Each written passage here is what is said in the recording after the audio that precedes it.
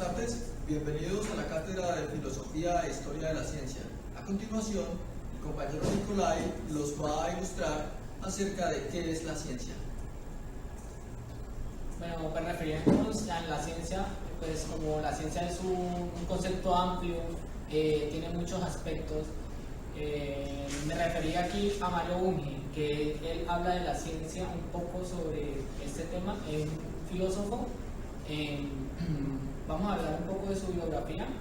Mario Bunge es un filósofo físico y humanista. Él es el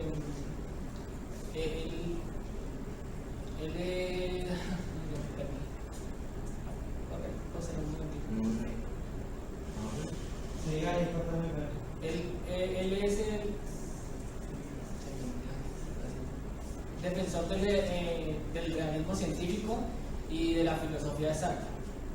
Bueno, pues un poco de interés, él es interesado por la lógica de la ciencia y los problemas del conocimiento científico.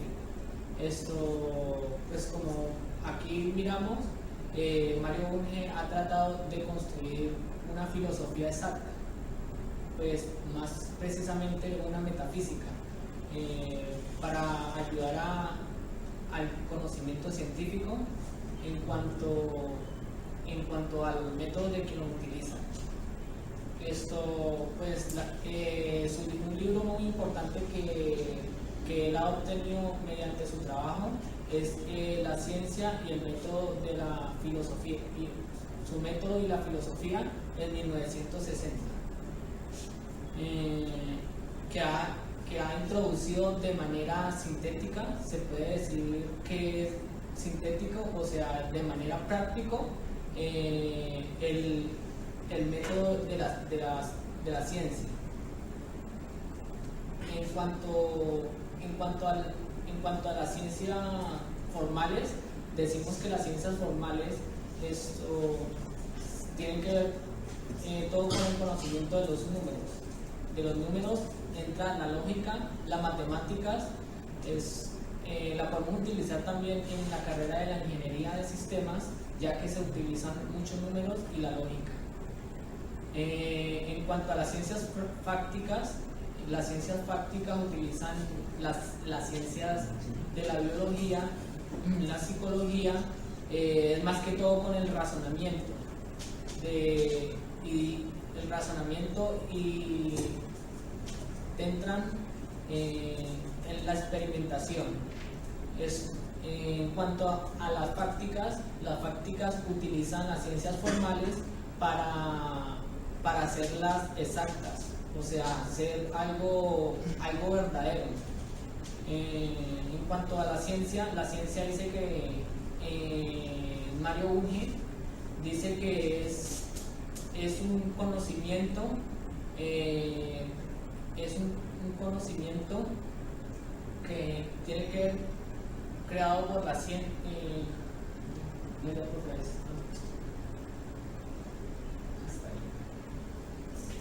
A continuación, seremos ilustrados por el compañero Oscar Bernal, quien nos hablará acerca del inductivismo. Bueno, compañeros, buen día.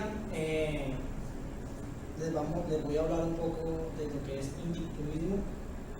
Como tal, decimos que es la fuente del conocimiento. ¿Por qué? Porque en el siglo XV, en promedio, todo se basaba en la observación. La observación era la fuente de todo. Entonces decimos que también es llamado el método lógico inductivo. Decimos que es un método científico que elabora conclusiones generales o leyes a partir de enunciados observacionales. Dicen, la palabra inducción viene del vocablo griego creado por Aristóteles, que significa proposición. Para el inductivismo, la ciencia es creada a partir de la observación, como ya les venía mencionando anteriormente. Entonces, el inductivismo se caracteriza por tener 4 etapas. Entre ellas tenemos la observación como primera, en segundo tenemos lo que es el análisis, tercero la derivación inductiva y la contrastación. vamos a hablar lo que es cada una de ellas. Como primero tenemos lo que es la observación. ¿Qué es? Es simplemente observar datos o hechos que sean existentes, o sea, que hayan sucedido, ¿sí? Segundo, el análisis. ¿Qué es? Es a partir de esta observación tomar datos y clasificarlos, pues dependiendo, o sea, ordenadamente o por la relevancia, eso dependiendo ya pues como lo queramos tomar. Eso sería como el segundo. El tercero, tenemos la derivación inductiva, que es a partir de la observación y los datos que hemos recogido, crear una hipótesis. Esa hipótesis, ¿qué tiene qué requisito debe cumplir? Que nos dé la solución al problema o a la pregunta que nosotros hemos planteado al principio. Como por último, tenemos lo que es la contrastación, que es simplemente la comprobación de esa hipótesis, ¿sí? Que si nos sirve o nos resuelve la pregunta que hemos planteado. Listo, entonces decimos que para el inductivismo la fuente de la verdad no está en la lógica, sino en la experiencia y en la observación. Para este tema tenemos como un esquema, ¿sí? Para esta filosofía o esta ciencia, que viene primero la observación, como segundo sería la inducción, tercero sería las leyes o las teorías que nos dan como resultado la observación, como siguiente sería la deducción y por último serían las explicaciones, ya de todo el proceso que hemos llevado. Hablando un poco de este tema, debemos decir que el primero en formular este método fue el inglés Francis Bacon, que nació en el año 1561 y murió en el 1626. Este inglés propuso que a partir de la observación se podía llegar a la verdad o a la solución de las dudas. O sea, fue el primer filósofo que habló de este tema. Para el año 1600 ya este método inductivo tomó más, o sea, como fuerza y fue más exitoso. Y ahí fue donde tomó fuerza en lo que era la investigación de la naturaleza. Para el año 1982, el filósofo Chalmers propuso que la observación nos lleva a una lista finita de enunciados. ¿Por qué? Pues que a partir de la observación podríamos sacar varias ideas. Entonces a esto se le llamaba deducción, a las ideas que sacamos de la observación. Y inducción se le llamaba el proceso que hacíamos durante la observación y la lista de ideas que sacábamos. Como para concluir, tenemos que para que un método inductivo sea válido debe cumplir tres aspectos. El primero dice que el número de enunciados debe ser amplio, ¿sí? O sea que en el momento en que estamos observando debemos sacar varias ideas.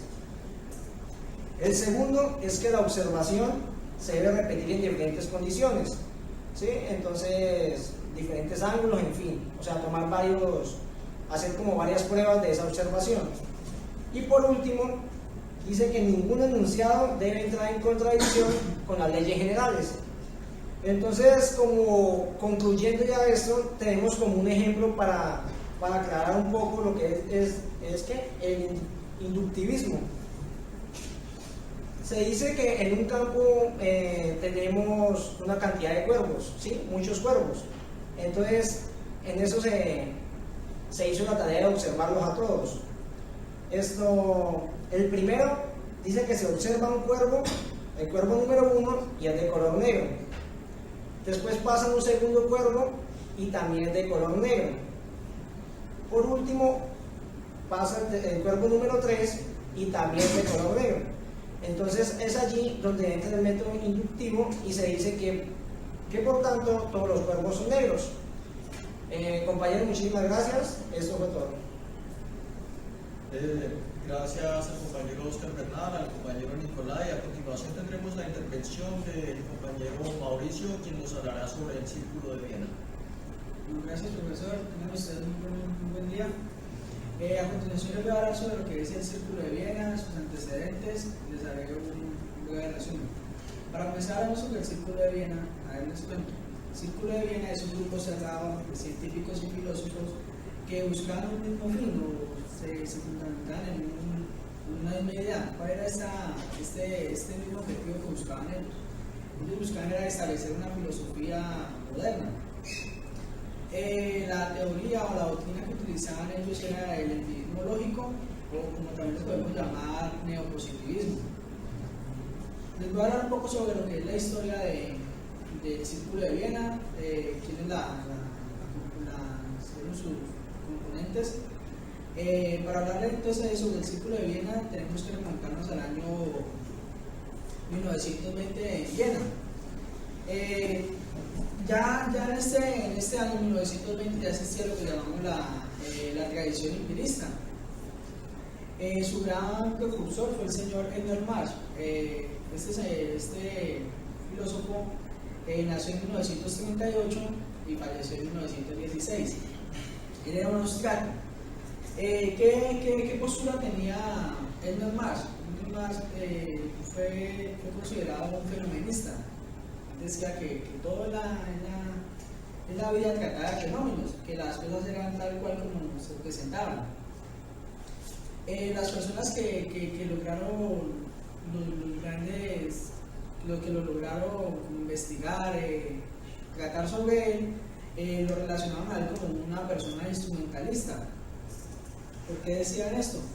Porque según Edmund Marsh, él decía que el fin de la ciencia era el ahorro de la economía del pensamiento.